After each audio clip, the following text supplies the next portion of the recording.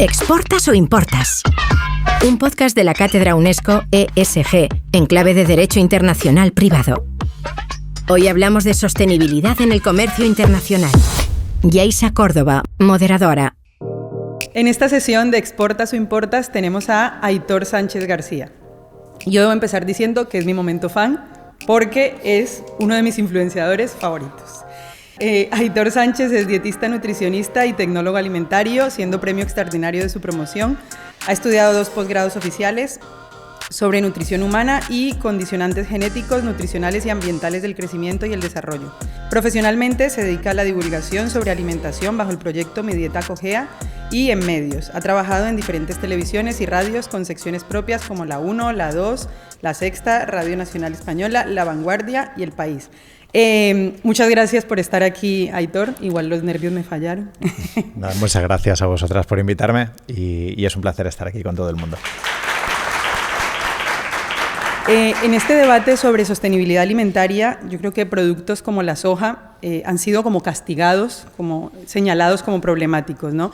Sin embargo, gran parte del uso de esta ha estado muy asociado a la ganadería intensiva. ¿Hasta qué punto ese discurso público está desalineado con los verdaderos impactos del comercio internacional?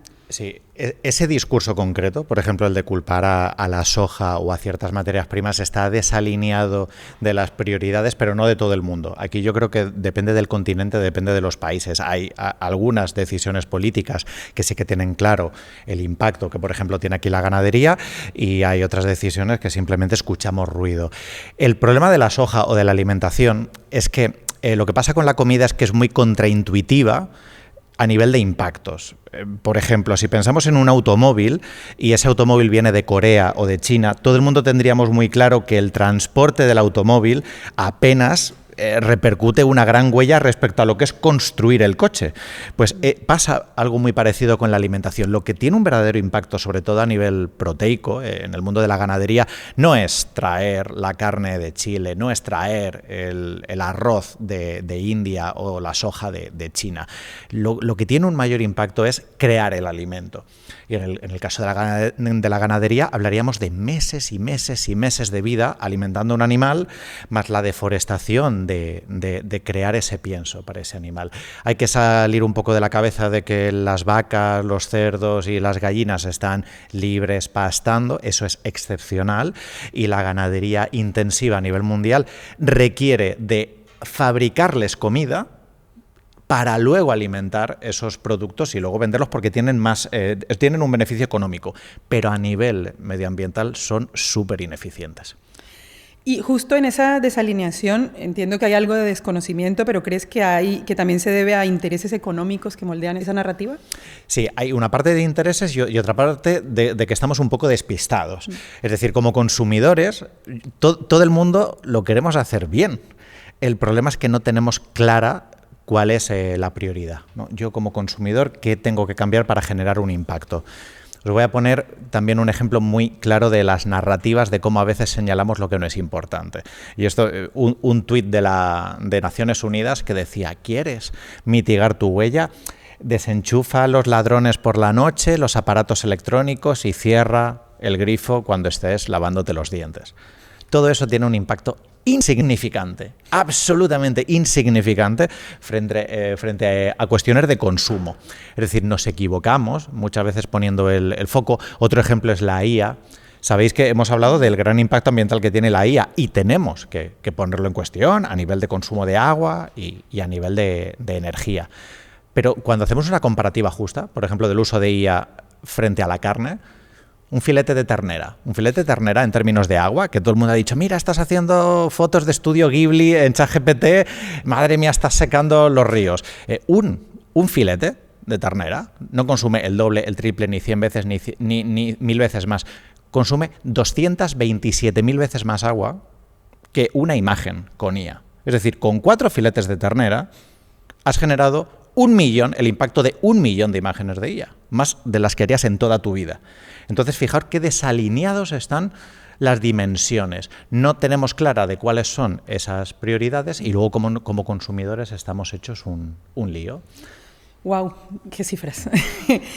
Bueno, y en otros episodios se ha hablado de la huella de carbono, ¿no? Y siempre hablamos de la huella de carbono. Y la carne, bueno, con todo lo que nos cuentas, la carne tiene un impacto muy superior a las alternativas vegetales, por lo que sabemos, o bueno, lo que creemos. ¿Y por qué sigue siendo tan difícil trasladar esa evidencia al comportamiento del consumidor? ¿Y qué datos podemos aportar o puedes tú aportarnos sobre la huella de carbono de la carne? Mira, lo voy a unir con la pregunta que habías hecho antes de la presión y los intereses que hay. Cuesta reducir el consumo de productos de origen animal porque somos una sociedad que nos hemos criado alrededor de ellos. Todos hemos aprendido a explotar a los animales para vestirlos, para comerlos y para sacar provecho de los mismos. Mirad, lo voy a unir con el derecho. Esto lo voy a vincular un poco con lo vuestro, de lo que hacen los lobbies, por ejemplo, a nivel europeo. Tenemos dos lobbies en alimentación poderosísimos en Europa. Uno es el cárnico y otro es el lácteo. Recientemente, hace 2 semanas, se han legislado las nomenclaturas de cómo se le pueden decir a las alternativas vegetales. Que no se pueda decir filete de lentejas y al final sí que se podrá decir en el caso de las hamburguesas, de las albóndigas. Pero lo quiero llevar a un ejemplo muy concreto. Leche de almendra o leche de coco son preparaciones que nuestras abuelas hacían en el pueblo, o que cuando tú te vas a un tailandés te echas leche de coco. A nadie le molestaba la leche de coco y la leche de almendra.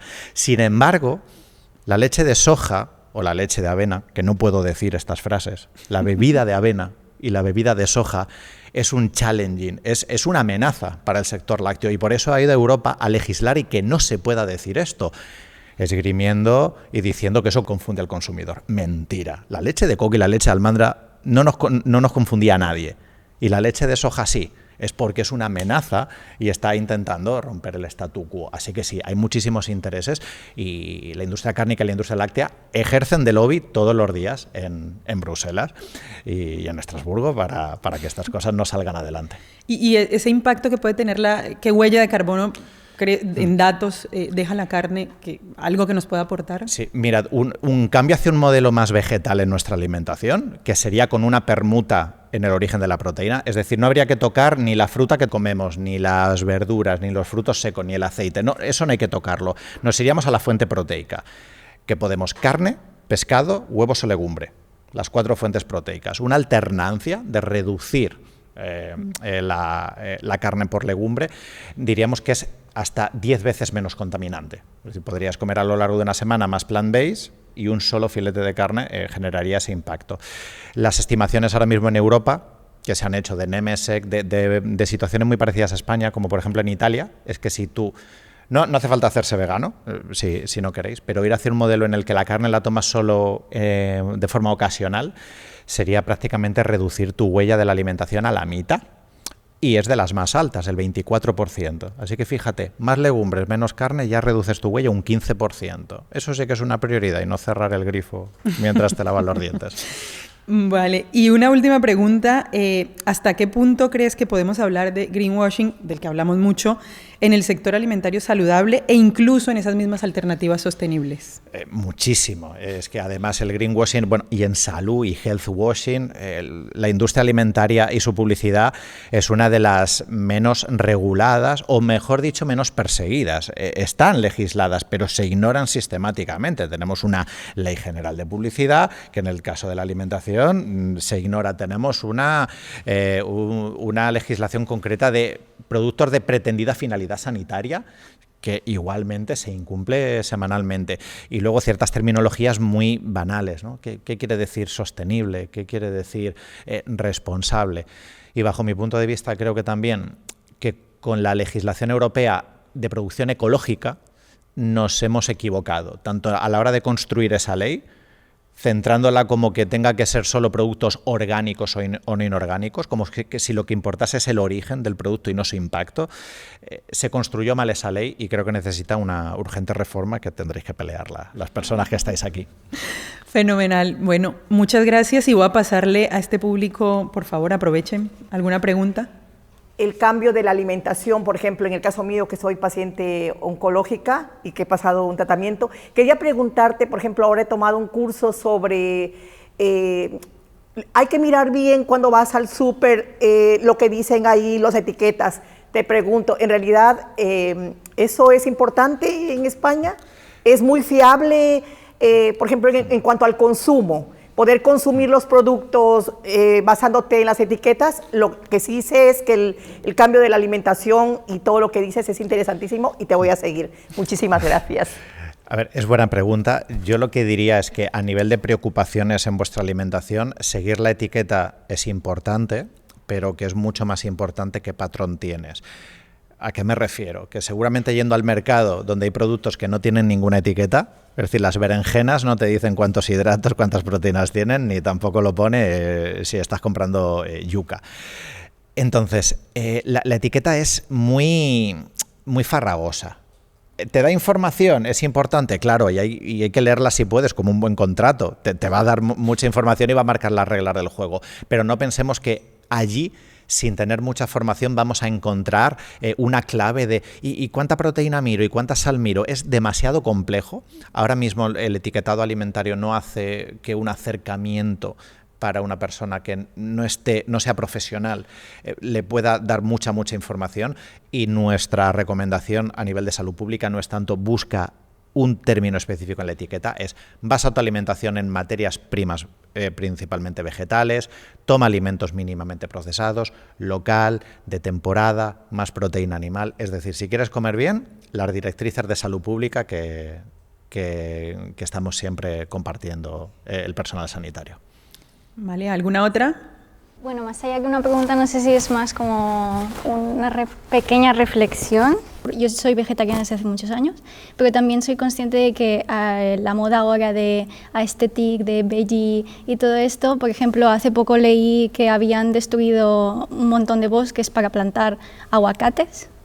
Eso también tiene un impacto. Yo creo que más allá de cambiar nuestra alimentación por reducir más carne o menos carne, es más consumir cosas locales que reducen la huella de carbono en cuanto al transporte de la importación de alimentos hacia aquí, y también del consumo de producto local, porque ahora mismo vas al supermercado y ves papayas, ves mangos, ves cosas que no son realmente típicas de donde vivimos, y también estamos perdiendo el consumo y el producto local.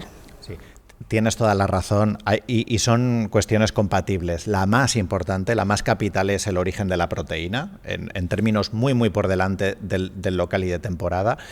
Y es cierto que luego hay un problema que yo, más que sea local o no sea local, el problema de producción sería el monocultivo, y sobre todo el monocultivo en el sur global. Hay que tener en cuenta que, sobre todo cuando entran en juego transnacionales, estamos externalizando muchos costes medioambientales. Antes hablábamos de la externalización, ya no solo en derechos laborales, sino en impactos ambientales, que ahora mismo construimos ultraprocesados que tienen su azúcar en el Caribe, la harina refinada en Canadá, el aceite de palma de Borneo, y entonces al finalmente seleccionan ingredientes que drenan suelos, agotan toda esa cuestión en muchos puntos.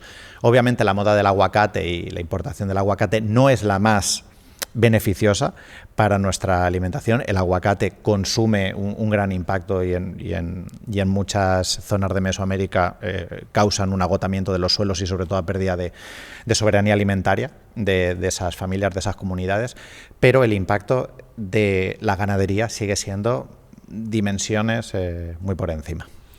Muy buen apunte. Vale. Muchísimas gracias, Aitor, de verdad, por acompañarnos, y muchas gracias por estar aquí, por todo lo que nos has contado. Hoy hemos aprendido que el mayor impacto ambiental de los alimentos está en su producción, especialmente en la ganadería intensiva. Sustituir parte del consumo de carne por legumbres puede reducir de forma importante la huella ambiental. El greenwashing y la desinformación dificultan que los consumidores identifiquen opciones realmente sostenibles.